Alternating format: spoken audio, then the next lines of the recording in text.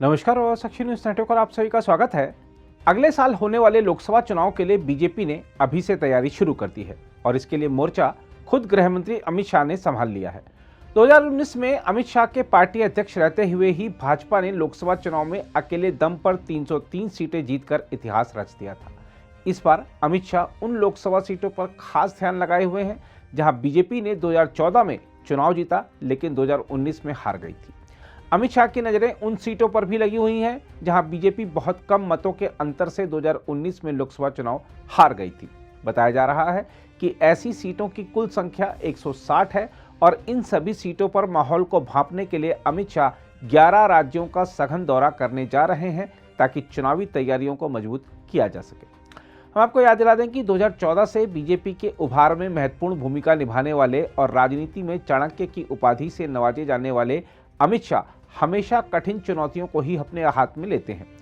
पिछले साल उत्तर प्रदेश विधानसभा चुनाव के समय पश्चिमी उत्तर प्रदेश में बीजेपी के खिलाफ काफी नाराजगी दिखाई दे रही थी, लेकिन जब अमित शाह को उस क्षेत्र का प्रभारी बनाया गया तो उन्होंने हालात को बड़ी कुशलता से संभाला और परिणाम यह रहा कि लगातार दूसरी बार योगी आदित्यनाथ के नेतृत्व में उत्तर प्रदेश में बीजेपी की सरकार बन गई थी। जहां तक अमित शाह के 11 राज्यों के दौरे की बात है तो आपको बता दें कि लोकसभा प्रवास कार्यक्रम के तहत यह दौरा होने जा रहा है। इसके तहत 5 जनवरी को अमित शाह त्रिपुरा में होंगे तथा मणिपुर और नागालैंड में वह 6 जनवरी को होंगे। उल्लेखनीय है कि त्रिपुरा और नागालैंड में जल्द ही विधानसभा चुनाव होने वाले हैं। छत्तीसगढ़ और झारखंड में अमित शाह का दौरा 7 जनवरी को होगा और 8 जनवरी को वह आंध्र प्रदेश के दौरे पर जाएंगे।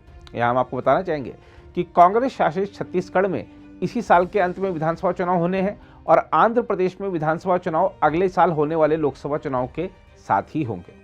इसके अलावा अमित शाह 16 जनवरी को उत्तर प्रदेश जाएंगे जहां उनका मुख्य ध्यान पश्चिमी उत्तर प्रदेश पर उन लोकसभा सीटों पर रहेगा जिसे बसपा ने 2019 के लोकसभा चुनाव में कब्जाया था।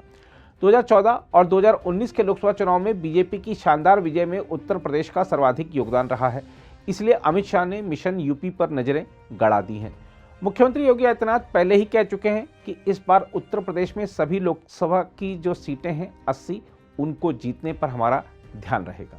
इसके अलावा अमित शाह 17 जनवरी को पश्चिम बंगाल के दौरे पर भी जाएंगे। गौरतलब है कि 2019 के लोकसभा चुनाव में बीजेपी को पश्चिम बंगाल में शानदार विजय हासिल हुई थी। बीजेपी का प्रयास है कि इस प्रदर्शन को और बेहतर बनाया जाए।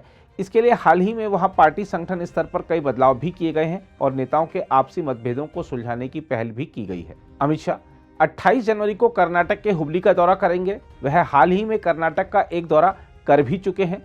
कर्नाटक में इसी साल विधानसभा चुनाव होने हैं, ऐसे में अमित शाह का आगामी दौरा काफी महत्वपूर्ण माना जा रहा है क्योंकि तब तक राज्य में चुनावी माहौल गर्म हो चुका होगा। 29 जनवरी को अमित शाह हरियाणा और पंजाब के दौरे पर होंगे। हरियाणा में भी 2019 में बीजेपी का प्रदर्शन काफी अच्छा रहा था, लेकिन हाल के पंचायत चुनाव में वहां जनता के बीच नाराजगी दिखी है जिसको लेकर बीजेपी आलाकमान चिंतित है। पंजाब पर भी बीजेपी ने काफी ध्यान लगाया हुआ है। वहां हाल ही में कैप्टन अमरिंदर सिंह समेत कई कांग्रेस नेताओं ने बीजेपी का दामन थामा है। शिरोमणि अकाली दल से अलग हो चुकी बीजेपी का प्रयास है कि राज्य से सर्वाधिक लोकसभा सीटें जीती जाएं। बहरहाल ऐसा नहीं है कि सिर्फ अमित शाह ने ही चुनावी मोर्चा संभाला हुआ है, बल्कि बीजेपी अध्यक्ष जेपी नड्डा भी देश भर का दौरा कर रहे हैं। वह हाल ही में दक्षिणी राज्यों का दौरा करके लौटे हैं और मंगलवार को बिहार के दौरे पर हैं। बीजेपी ने अपने चुनावी अभियान को आगे बढ़ाने के लिए तमाम केंद्रीय नेताओं, मुख्यमंत्रियों और केंद्रीय मंत्रियों के भी राज्यवार दौरे और जनसभाएं कराने की योजना बनाई है। बीजेपी सूत्रों का कहना है कि अगस्त महीने से प्रधानमंत्री नरेंद्र मोदी का भी देश भर में चुनावी रैलियां और जनसभाएं करने का सिलसिला शुरू हो सकता है। इसके साथ ही बीजेपी की राज्य इकाइयों के नेताओं का लोकसभा प्रवास कार्यक्रम भी लगातार चल रहा है, जिसकी रिपोर्ट केंद्रीय स्तर पर रोजाना आधार पर जमा कराई जा रही है। इसके अलावा बीजेपी ने हाल ही में विभिन्न लोकसभा सीटों पर पूर्णकालिक विस्तारकों को भी काम पर लगा दिया है। देखना होगा कि चुनावी मशीनरी बन चुकी बीजेपी की यह रणनीति 2024 के लोकसभा चुनाव में कितनी सफल रहती है। अगर आप भी लेना चाहते हैं देश दुनिया की तमाम जानकारी तो आज ही सब्सक्राइब करें हमारे चैनल को। साथ ही नीचे दिए बेल आइकन को जरूर दबाएं ताकि हर अपडेट आप तक पहुंच सके।